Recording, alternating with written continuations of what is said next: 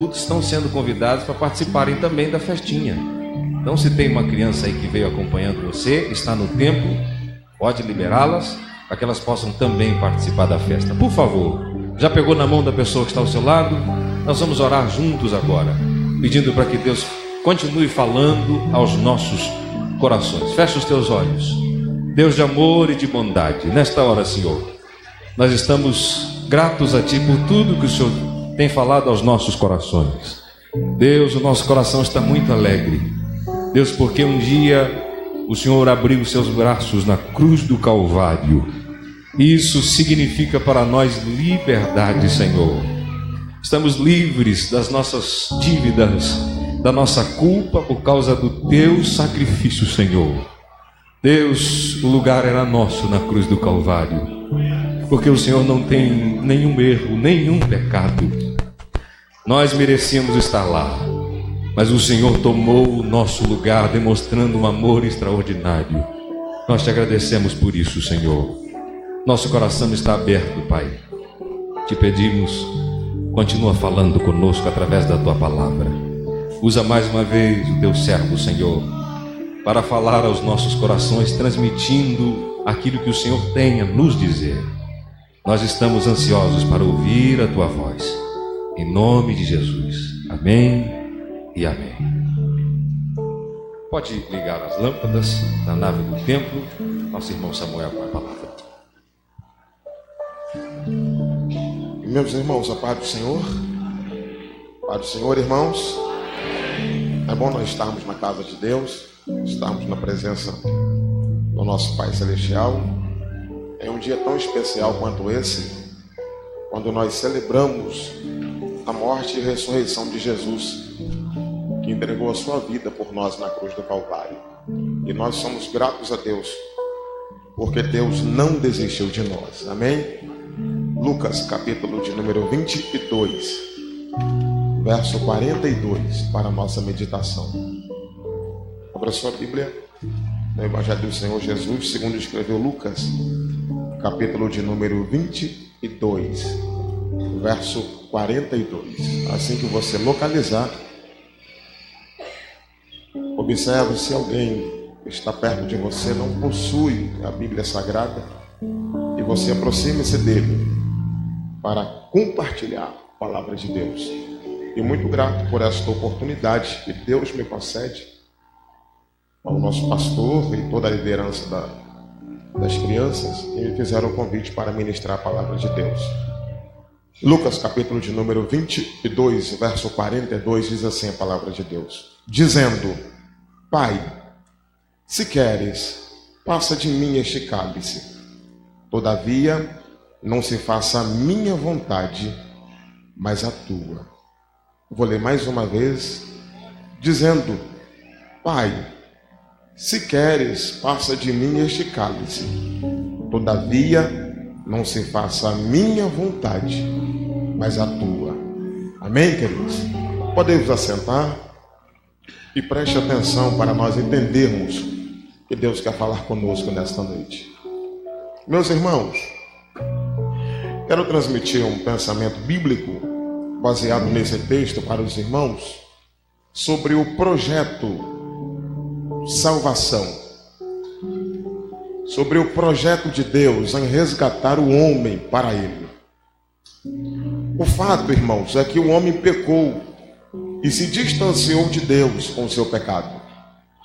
E estando distante de Deus, Deus vai colocar um projeto em execução para atrair o homem para Ele novamente. O fato é que Deus não desistiu do homem por causa do seu pecado e queria e desejava atraí-lo para si novamente. Deus usou várias e várias formas para que esse projeto andasse aqui na terra, usando os seus servos, profetas, sacerdotes, juízes. O desejo de Deus em resgatar o homem era tão grande que esse projeto demorou anos e anos, séculos, e Deus não desistia de resgatar o homem para si novamente.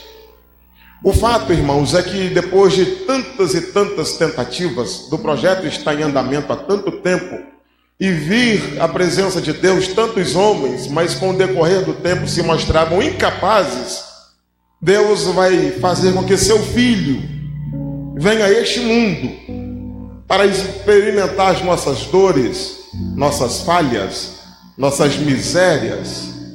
Ele vem para cá para ver tudo isso de muito perto, e ele, experimentando tudo, permanece fiel ao Pai, permanece fiel a Deus. A humanidade, irmãos, esperava que em algum ponto, alguma coisa fosse feita. O homem esperava, depois que Deus começa a colocar o seu projeto em execução, que em algum ponto da história o homem fosse resgatado, até porque o homem pecava, mentia, se envolvia em misérias, em pecados terríveis. E Deus não desistia do homem. E Deus não desistindo do homem, vem o filho dele para viver aqui neste mundo, para ver de perto tudo que o homem passava, tudo que nós sentimos hoje, todas as dores, necessidades. Jesus vem para ser um exemplo de um homem perfeito aqui. A verdade é que nós precisávamos, a humanidade precisava de um exemplo a ser seguido. E todos os homens que vieram antes de Jesus e depois dele carregavam no seu DNA o que Adão tinha no dele depois do pecado. Quando Adão peca, ele cai, ele se distancia de Deus. E todos os homens que nascem com essa deficiência no seu DNA, onde a sua natureza puxa para o que é mal, puxa para o que é errado, pende para o que desagrada a Deus. E Jesus vem para esse mundo, irmãos, para trilhar um caminho diferente, para pegar uma direção diferente da que nós conhecemos. Já que o homem vive pecando, errando, desagradando a Deus, Jesus vem para ser um homem perfeito entre os pecadores. O projeto do Pai para Jesus aqui na terra é para que ele pagasse o preço da nossa redenção, é para que ele pagasse o preço da nossa dívida. Nós criamos uma dívida para com Deus com os nossos pecados. E nós não teríamos condição de quitar esta dívida. Aí Deus coloca Jesus na nossa história para ele pagar o preço que nós não tínhamos condições de pagar. E Jesus está aqui 3 anos e 6 meses, é batizado, e você viu toda a trajetória contada aqui pelas crianças, cantada por elas. E você percebe que quanto mais o tempo passa, a partir dos 3 anos de Jesus, o relógio do Calvário estava em andamento. O relógio da cruz apontava para ele. E o Pai esperava que o momento do Calvário chegasse. E quando o momento de Jesus morrer se aproxima, Jesus começa a sentir antecipadamente as dores. Jesus começa a sentir o que seu corpo iria sofrer a partir da quinta-feira de madrugada para sexta de manhã. E antecipadamente Jesus já carregava o peso dos nossos pecados. E ele via tudo isso antecipadamente. Mas mesmo vendo tudo isso antecipadamente, Jesus não desiste de ir ao Calvário por minha causa e por sua causa. Jesus, irmãos, ele sabe que a morte que ele vai enfrentar, até porque ele era perito nas profecias, e quando ele está com 12 anos, que Maria o esquece no templo, lembra dessa história? Maria esquece ele no templo, e depois quando ela retorna procurando ele, quando ela chega lá, ele estava falando de quem? Falando dele mesmo, nas profecias do profeta Isaías. E ele contava de que era necessário que alguém viesse e morresse em nosso lugar, para ligar o homem a Deus de novo. O homem precisava de acesso ao Pai, e o acesso que o homem tem ao Pai antes da morte de Jesus é um acesso indireto. O homem precisa de alguém para chegar a Deus por ele.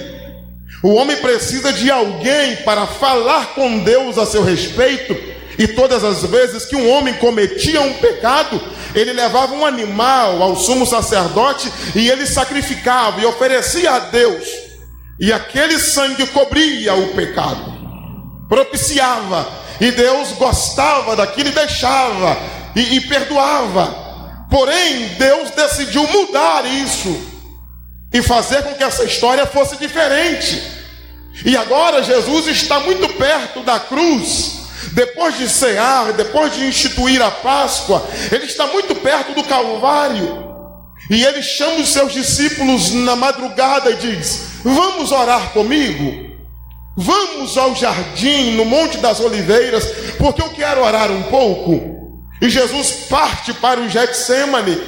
E chegando no Getsêmani, Jesus deixa alguns um pouco para trás e parte um pouco mais adiante com Pedro, Tiago e João. E deixando eles, ele parte um pouco mais à frente. E ele começa a orar. E a oração dele é esse verso onde lemos, quando ele diz para o Pai: Pai, se houver possibilidade, passa de mim este cálice. Pai, se houver uma forma, passa de mim este momento. Jesus não estava querendo correr do projeto, não é nada disso. Jesus não estava pedindo a desistência do plano da salvação, não é isso. É que ele sentia o peso de tudo que iria acontecer com ele. E sentindo o peso de tudo que ia acontecer, ele expressa a sua humanidade por completo nesta oração. E ele diz: Pai, eu sei porque é que eu estou aqui neste momento. Eu sei que isso tudo já foi conversado entre nós, Pai. E eu cheguei no ponto que o Senhor desejava para a humanidade. Mas eu sinto o peso da cruz. Eu sinto os chicotes nas minhas costas. Eu sinto o cuspe deles no meu rosto. Eu já sinto as perfurações da coroa na minha cabeça. Eu já sinto tudo antecipadamente. Pai, se possível, passa de mim este momento. Isso aqui, esta oração, irmãos, é para mostrar que Jesus estava com a sua humanidade aflorada, em 100% humano naquele momento. E ele sente essas dores, só que ao mesmo tempo que ele vê essas dores antecipadamente e as sente, ele olha para a humanidade, ele olha para os homens, e ele percebe que dentre os demais, Deus já havia tentado com os que haviam passado, e Deus colocou ele na história da humanidade, porque queria que ele fosse um exemplo de um homem fiel, de um homem perfeito, de um homem íntegro. E como fidelidade ao projeto da salvação, ele disse: Pai, essa é a minha humanidade que fala, se possível passa, mas eu sou fiel ao projeto, Pai. Eu não quero correr e nem virar as costas para a humanidade.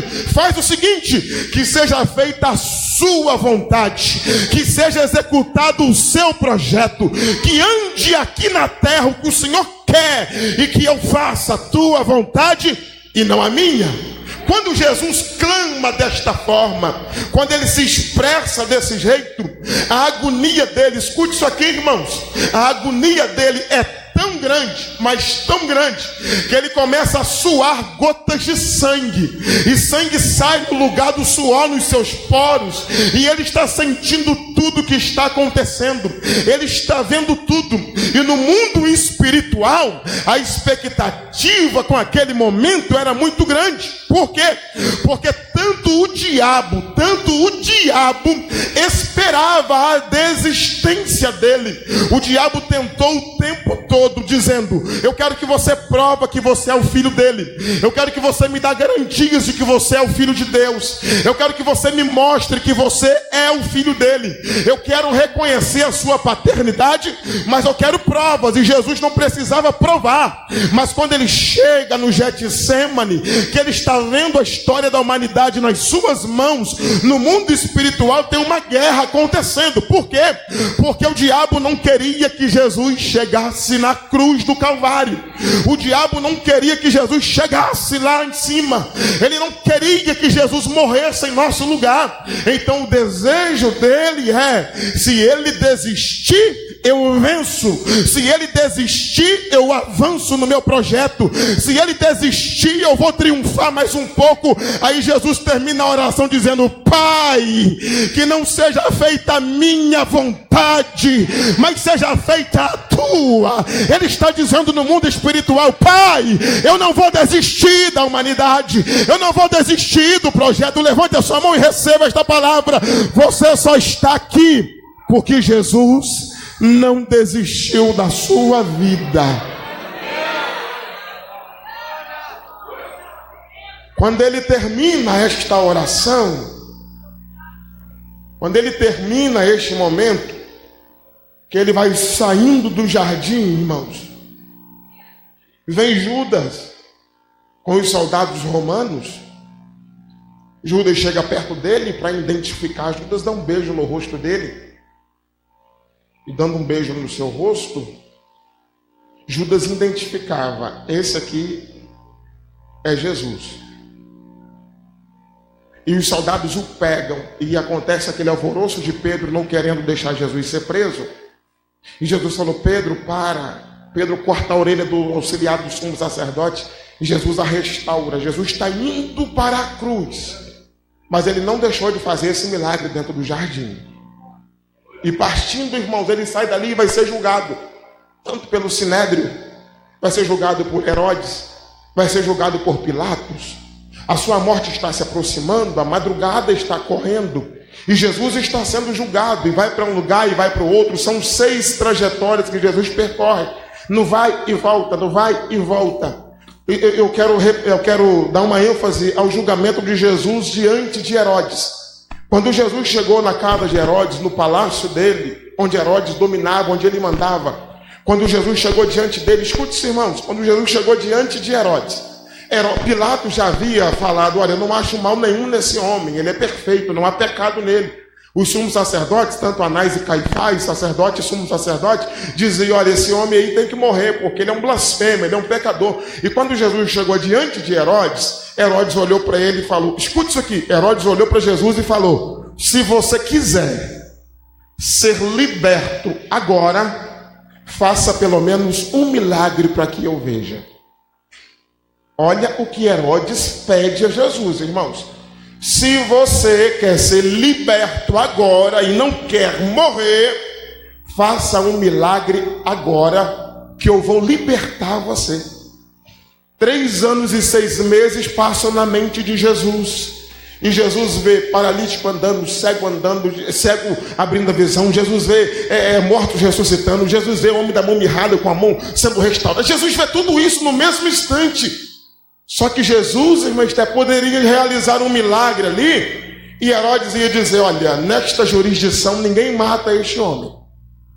Outro detalhe é que um dia Herodes mandou um recado para Jesus e falou assim: fala para Jesus parar de pregar, senão eu vou matá-lo. Aí Jesus mandou os mensageiros voltarem e dizer: fala para Herodes que eu vou pregar hoje, amanhã e depois da manhã. Fala para ele que eu não vou parar de pregar. E quando Jesus chega diante dele, ele falou: já que você queria tanto pregar, faça pelo menos um milagre para que eu veja. Eu quero ver um milagre sendo realizado. Irmãos, Jesus tinha um momento, e ele olha para Herodes e não responde nenhuma palavra.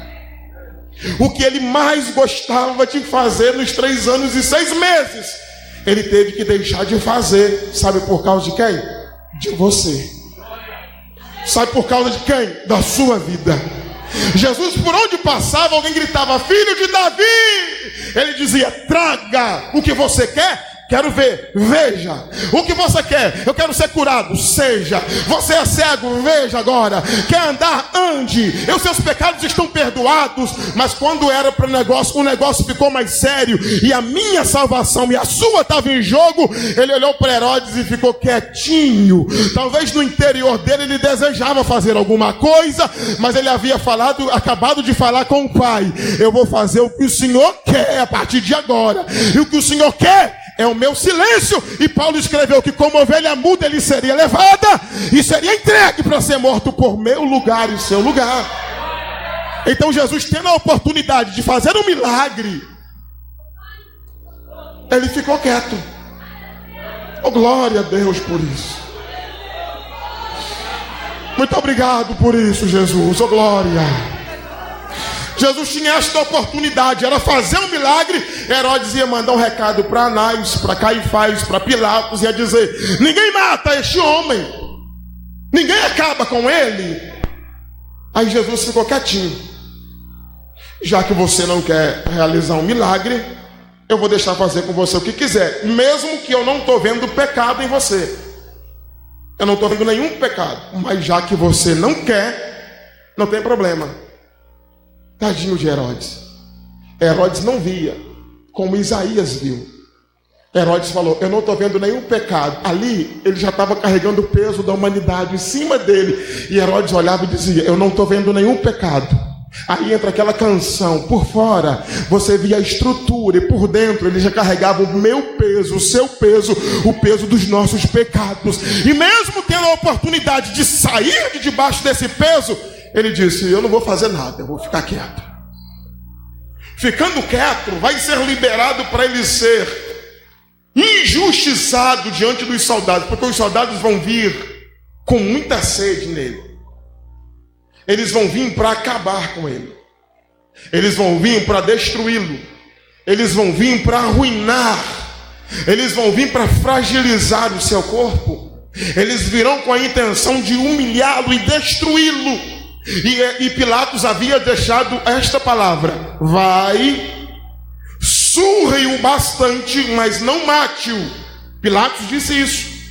E quando Jesus está indo, sendo entregue aos soldados para ser surrado, Pilatos ainda não tinha intenção de matá-lo, de autorizar a sua morte. Até porque ele pensava na troca entre Jesus e Barrabás. Ele pensava nessa troca. Então, para não perder a sua popularidade com os judeus, ele diz: vai e humilhe-o bastante, machuque ele bem. E o soldado pega o pior dos chicotes que haviam, que era chamado de azarrogue, 12 tiras de couro com osso e chumbo na ponta. E o soldado cruel, sem pena nenhuma, ele começa a chicotear Jesus. E ele bate sem pena. E o soldado não bate igual um pai ou uma mãe que dá uns tapinhas com o coração cortado. Não. O carrasco bate para ver o sangue correr. O carrasco bate para ver ele cair. O carrasco bate para vê-lo perder sangue. O carrasco bate nele. E detalhe, gente, o homem era puro, o homem era santo. E o carrasco está olhando e dizendo: é isso que você merece. Não, não era isso que ele merecia. E o carrasco dizendo: é isso que você merece. Não, não era. Quem merecia isso era eu, era você. E Jesus está lá com as costas dele no lugar da minha, no lugar da sua. E ele leva chicotadas, ele vai apanhando. E detalhe, gente, quem aguentaria levar 39 chicotadas com 12 tiras na ponta, osso e chumbo, e não reclamar em nenhum momento? Ele fica calado, ele está ali apanhando, e possivelmente, porque os romanos eram cruéis, ele tem a sua mão amarrada enquanto ele vai apanhar, para ele não correr, para ele não fugir. E Jesus não tinha intenção de fugir, mesmo que estivesse com a mão solta. E Jesus está ali e apanha, apanha, apanha. São aproximadamente 450 vezes que o chicote bate nas costas dele, através das 39, com as 12 tiras. E ele leva tudo isso e permanece calado. Como aguentar sofrer tanto, gente, sem abrir a boca, sem dar um grito, sem reclamar em momento algum? Ele está apanhando, ele está sendo torturado, e o soldado está castigando demais, e ele permanece calado, ele permanece quieto. Ele tinha tudo para falar, só que ele aceitou, escute isso, ele aceitou o cálice da redenção da humanidade. E dentro do cálice da redenção da humanidade havia uma palavra chamada silêncio, na hora do sofrimento. E ele sofre calado o tempo todo. Depois eles vão lá e tecem uma coroa de espinho e colocam na cabeça dele, batendo espinhos de 5, 6, 7, até 8 centímetros de tamanho. E eles cravam ela na cabeça de Jesus, e ele permanece calado. Eles estão castigando ele. O soldado vem e cospe na face dele, e ele continua calado. O soldado vem e chuta ele e empurra ele para lá e jogam ele, tá? Por quê? Ele não está sendo tratado como um empresário que chegou em Jerusalém, não. Ele está sendo tratado como um ladrão, como um fugitivo. Ele está sendo tratado como os piores homens que haviam, ou o tratamento que os piores homens recebiam naquele tempo. E ele está ali quieto, e o soldado empurra ele para lá, empurra para cá, e a sexta-feira amanheceu, ele está todo cortado, está com o corpo sangrando. Existem feridas no corpo dele que a gente não aguentaria nada, só ver. A gente não aguentaria nem ver as feridas que havia no corpo dele. E ele está com o corpo todo ferido, mas ele ainda continua calado. Pegam ele na sexta-feira de manhã, levam diante do povo. Parece que Jesus está sendo leiloado. Eles pegam Jesus e colocam diante do povo, e Pilatos diz: olha, traga Barrabás. A intenção de Pilatos era não deixar que Jesus morresse. Traga Barrabás. Aí trouxeram Barrabás. Barrabás era um terrorista, era um homem da pesada, havia cometido crimes contra o Estado, e Roma prende ele. E quando o Barrabás chega, a pergunta que ninguém esqueceu, todo mundo que ouviu essa história nunca esqueceu ela: a quem quereis que eu vos solte? Jesus chamado o Cristo ou Barrabás? Aí Caifás, Anás e mais uma multidão, mais uns 70 do Sinédrio, começaram a dizer: solta Barrabás e crucifica Jesus.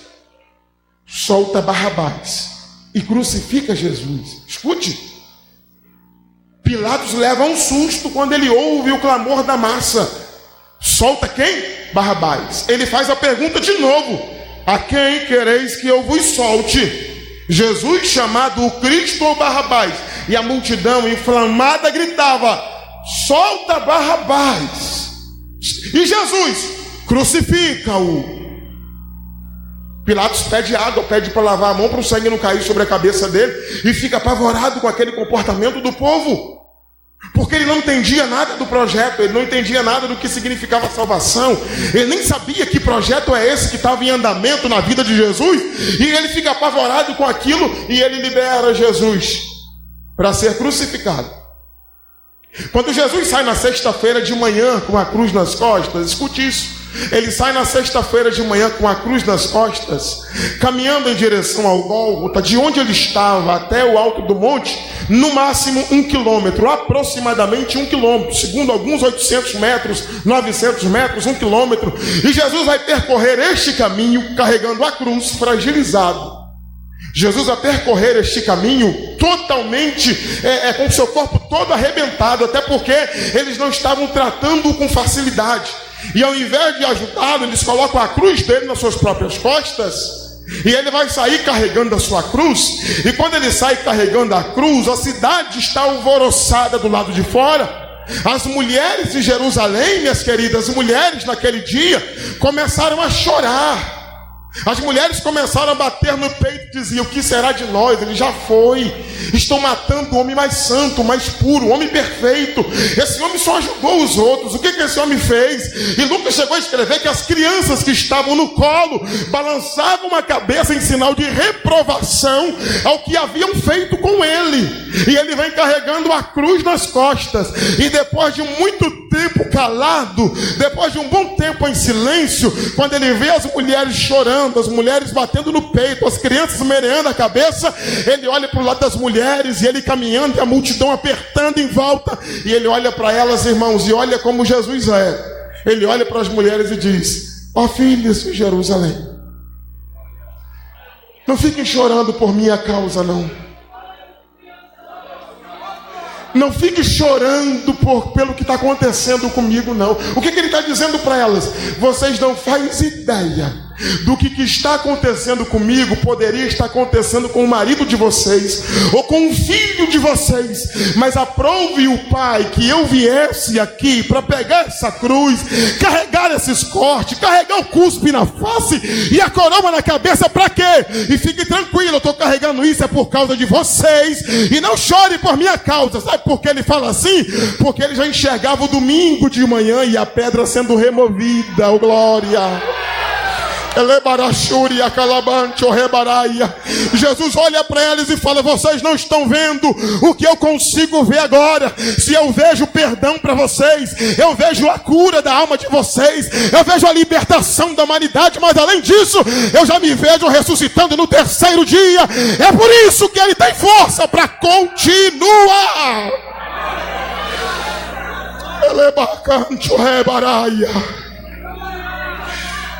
Essa é a primeira pronúncia que ele faz na sexta de manhã.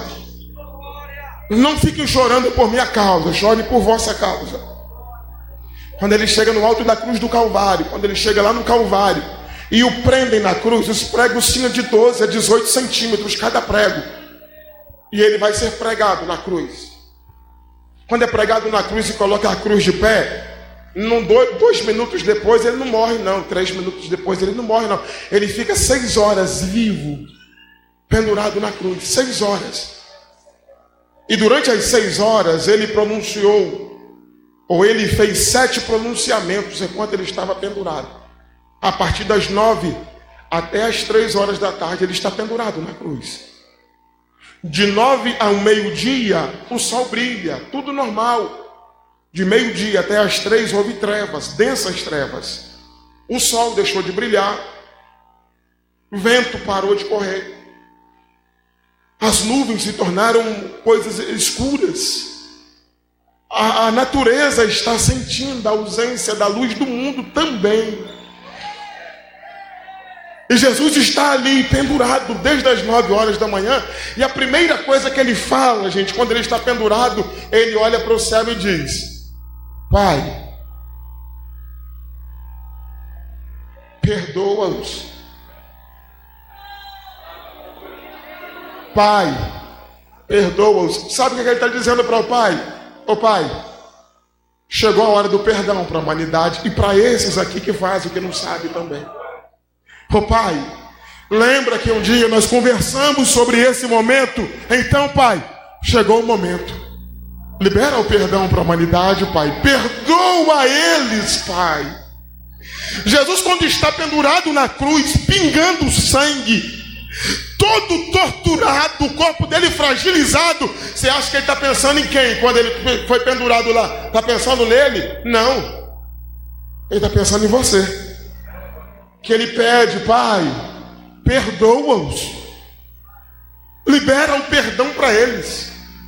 Esse perdão aqui que Jesus pede para que o Pai libere para a humanidade nesse momento, não é um perdão temporário, não é um perdão de minutos ou de dias, como acontecia no caso do tabernáculo e depois do templo, onde o sumo sacerdote ia no altar e oferecia, e por tempo o perdão havia sido liberado sobre aquela pessoa, mas daqui a pouco ele pecava de novo e tinha que recorrer ao sumo sacerdote. Aí quando ele fala assim: Pai, perdoa-os, ele está dizendo: Pai, de uma vez só, de uma vez por todas, vamos acabar com esse sacrifício. Vai lá, pecou, vem e volta. Vai lá, pecou, vem e volta. Até porque João já havia falado: eis o Cordeiro de Deus que tira o pecado do mundo.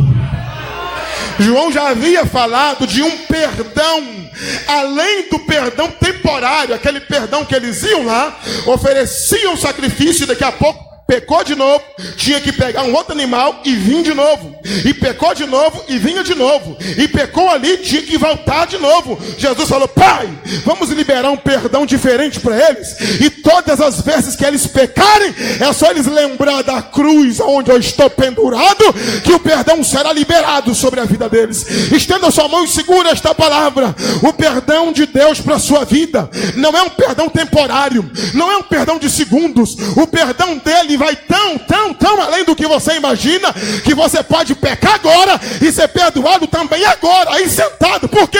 Porque o sangue de Jesus nos purifica, aleluia, de todos os nossos pecados. Essa é a primeira pronúncia dele: perdoa-os, porque eles não sabem o que fazem. Outra coisa, quando ele fala: Pai, perdoa, ele está se referindo a quem teve a ideia, meu Deus do céu, a quem teve a ideia do projeto da salvação. Quando ele fala, Pai, perdoa, ele está falando, Pai, o Senhor é o idealizador do projeto. Foi o Senhor que sacrificou o Cordeiro antes da fundação do mundo. Foi o Senhor que já via a cruz na história da humanidade. Então, Pai, já que o Senhor é o idealizador do projeto, faça o que o Senhor quer fazer há muito tempo, que é liberar o perdão para a humanidade. O perdão é liberado para a humanidade através dessa intercessão de Jesus. A segunda fala dele na cruz do Calvário, ele diz para um ladrão assim, olha, ainda hoje estarás comigo no paraíso. Repita comigo, ainda hoje. Mais forte, ainda hoje estarás comigo no paraíso. Você sabe que nas entrelinhas aqui ele está mandando uma mensagem para o Pai? E qual é a mensagem dele para o Pai? Pai, estou voltando, mas não estou voltando sozinho. Meu Deus do céu. Ele olha para cima e fala, Pai, eu estou voltando, mas eu estou levando um ladrão comigo, Pai, está aqui do meu lado, glória a Deus. Quando Jesus veio aqui morrer por nós, ele veio na ideia de, Pai, eu vou lá, eu até morro, mas eu não aceito voltar para casa sozinho. Eu até volto sozinho só para arrumar as moradas, mas depois que eu arrumar a morada, eu vou trazer todo mundo para estar comigo dentro das mansões celestiais. Levante a sua mão, e se você puder, coloque a mão no ombro de alguém que está perto de você e fala para ele, o projeto da salvação. Fala mais forte, o projeto da salvação tinha você no pacote. Oh, glória a Deus. Tinha você dentro dele, igreja, aleluia. Quando Jesus aceita vir, ele diz, eu vou, Pai, mas quando eu retornar, eu retorno até marcado, eu retorno até com a mão furada, mas eu retorno com a minha igreja junto comigo daqui a pouco. Essa foi a mensagem que ele mandou para o céu. Quem entende esta mensagem de Jesus, glorifica a ele nesta noite.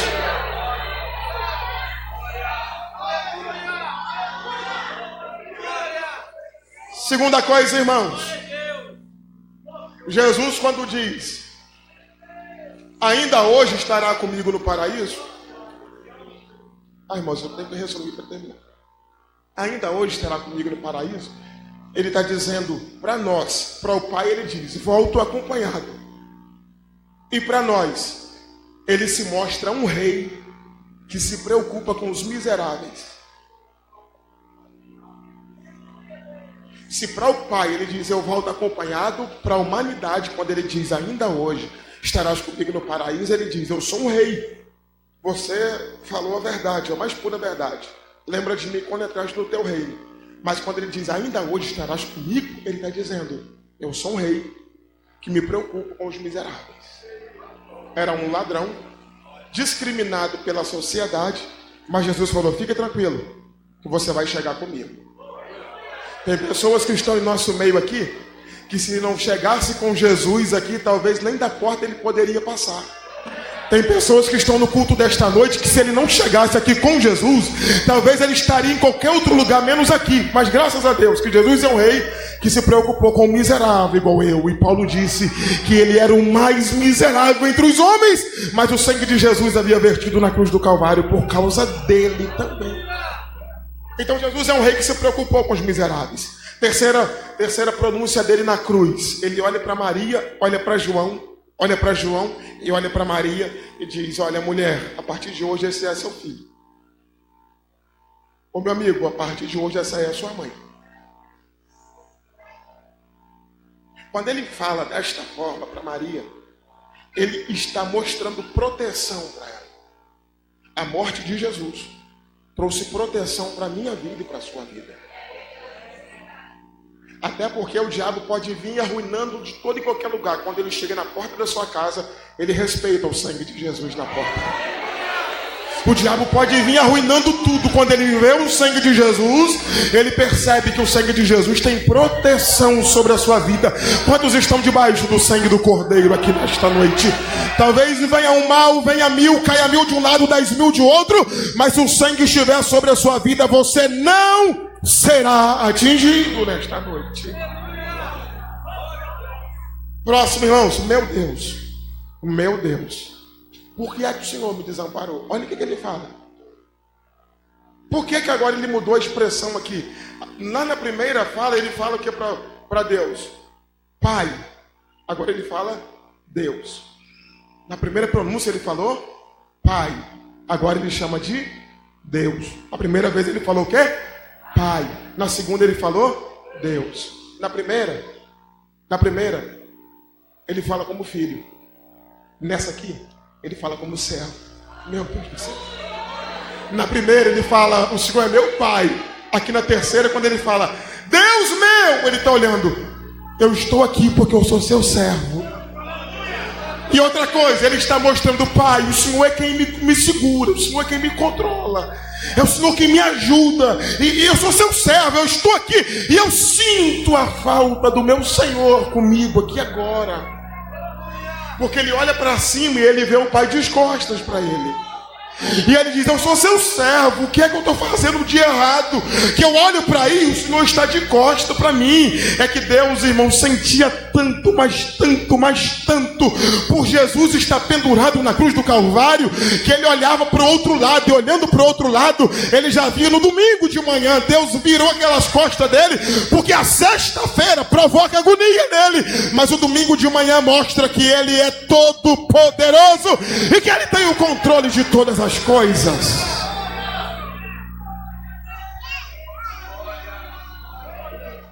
Mais uma pronúncia dele, eu tenho que resumir para eu encerrar, irmãos. Quando ele disse para o Pai, perdoe, quando ele pronunciou, tenho sede. Repita comigo, tenho sede. Mais forte, tenho sede. Olha para essa pessoa que está do seu lado, aponta o dedo para ela e fala para ela, Jesus não pediu água. Olha para o que está do outro lado e fala para ele, Jesus não pediu água. Ele só falou, eu estou com sede. Uma coisa é declarar que está com sede. Outra coisa é pedir água. Quando Jesus chegou lá no poço de Jacó, que foi conversar com a samaritana, ele falou, me dá água. Quando ele está no alto da cruz, ele só fez uma declaração, eu tenho sede. Eu tenho sede. Por que ele fala isso, Marcos Paulo? Para mostrar que ele era humano ali, que ele estava sofrendo de verdade. Eu já vi pessoas dizendo que Jesus só aguentou aquilo por causa da humanidade divina que havia dentro dele. Não, irmãos, ali ele estava 100% humano. Ali ele estava sentindo as dores, ali estava sentindo tudo isso na pele. Mas ele olha para a humanidade, para provar isso, ele falou assim, tenho sede. Aí correram lá e pegaram o quê? Vinagre, vinho, ou qualquer desses anestésicos que eles davam para amenizar a dor de quem estava morrendo. E Jesus, quando coloca a boca, ele não quis beber. Porque ele não quis anestesiar o sofrimento. Porque ele queria anestesiar o seu sofrimento. Você não entendeu isso? Jesus não quis anestesiar o sofrimento dele. Ele deu o sangue dele para anestesiar o seu sofrimento. Estenda sua mão e receba esta palavra. Eu vou repetir para você. Quando Jesus está morrendo na cruz do Calvário, e eles vêm com vinagre, vêm com vinho ou qualquer coisa que iria anestesiar a dor que ele sentia, ele recusa. Por quê? Porque ele queria sentir a dor e libertar você dela. Ele queria sentir o peso do cravo, ele queria sentir o corpo dele sendo torturado ali, mas ele queria aliviar o seu sofrimento, aliviar a sua dor. É por isso que você está aqui. E se você não sente alívio das dores, Jesus libera alívio para a sua vida aqui nesta noite. Vamos para a reta final das palavras.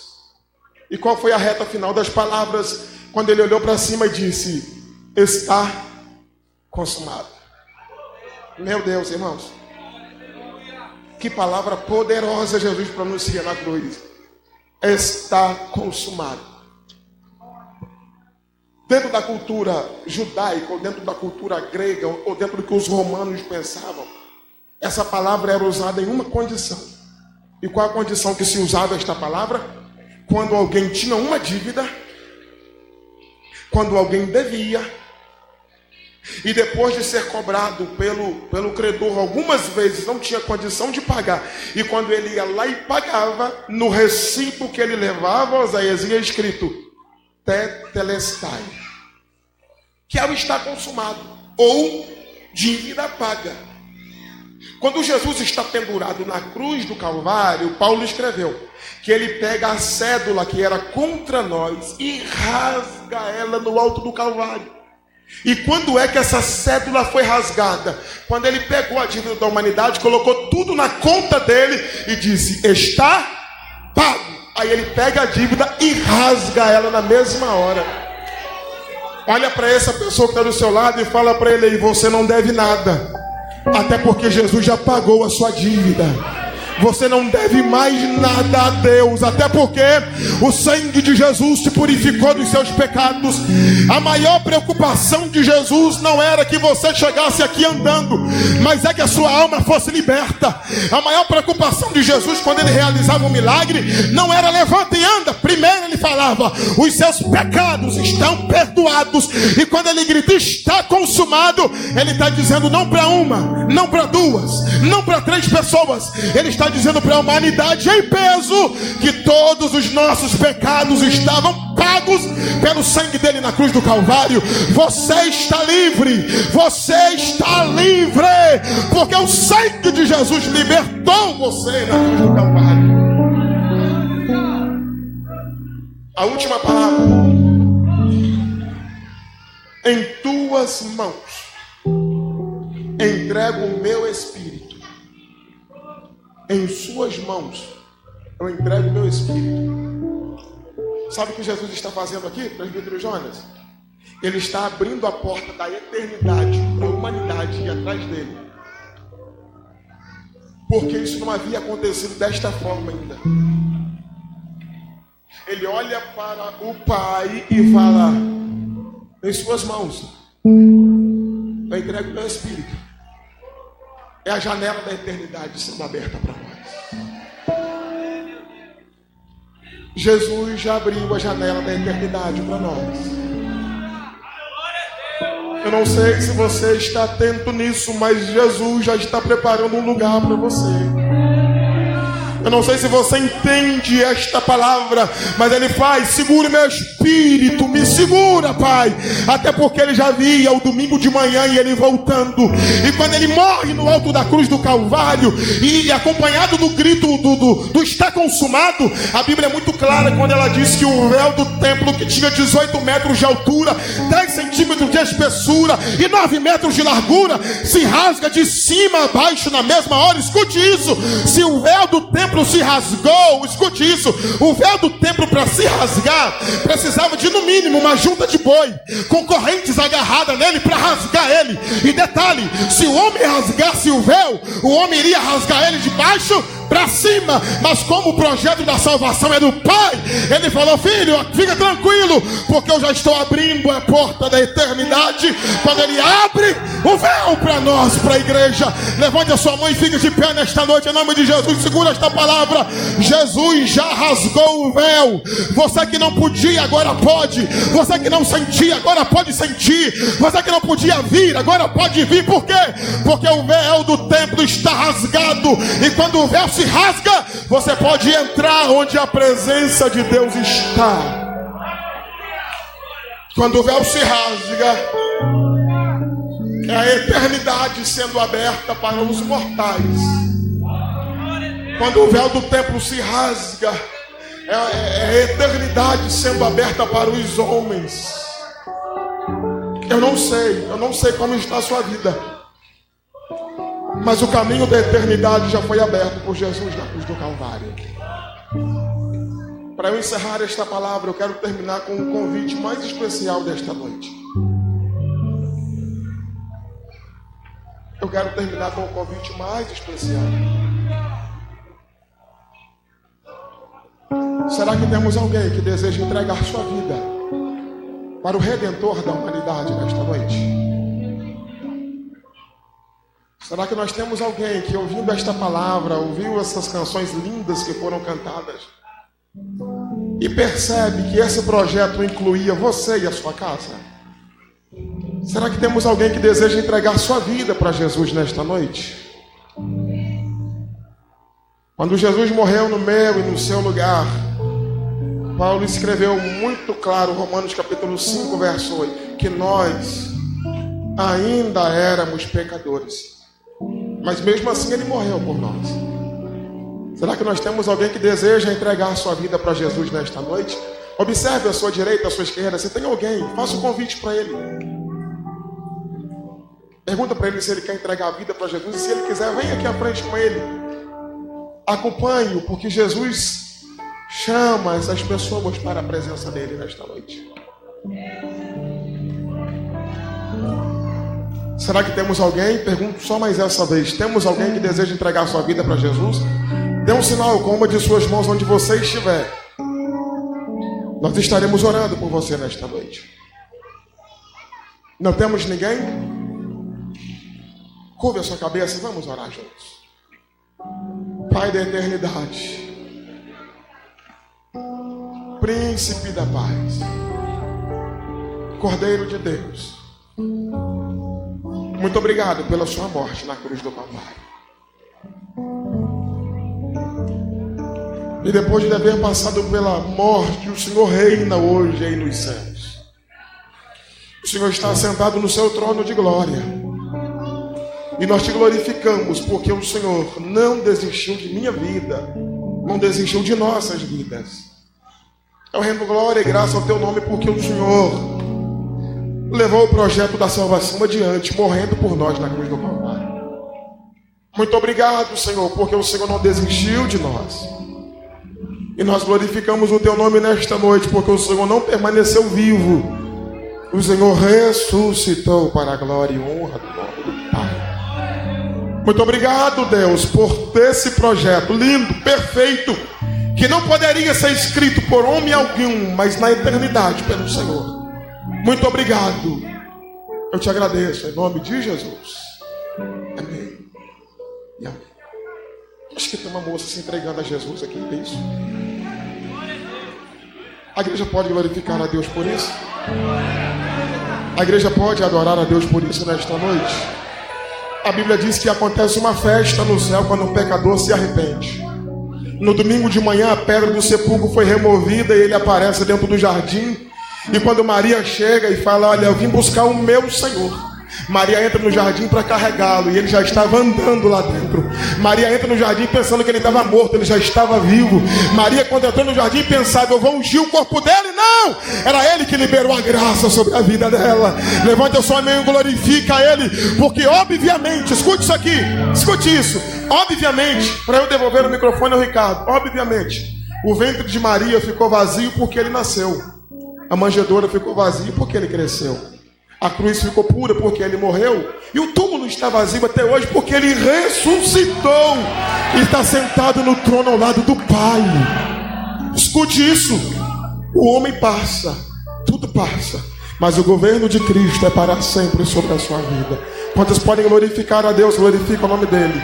E eu vou passar ao nosso... Ricardo, estenda sua mão para cá, igreja, só para nós abençoarmos a vida desta moça que está aceitando Jesus. Senhor, escreva o nome desta mulher no livro da vida. Senhor, se em toda a história da humanidade ninguém aceitasse o seu sacrifício, a atitude desta mulher teria valido a pena a cruz do Calvário. Te glorificamos, guarda a vida dela, proteja e enche-a de graça para a glória e honra do seu nome. Quando a trombeta tocar, ela possa ouvir o toque da trombeta juntamente com a sua igreja. Muito obrigado por tudo, em nome de Jesus. Amém, Senhor. Glória a Deus. Meus irmãos, eu vou pedir que você se sente um minuto.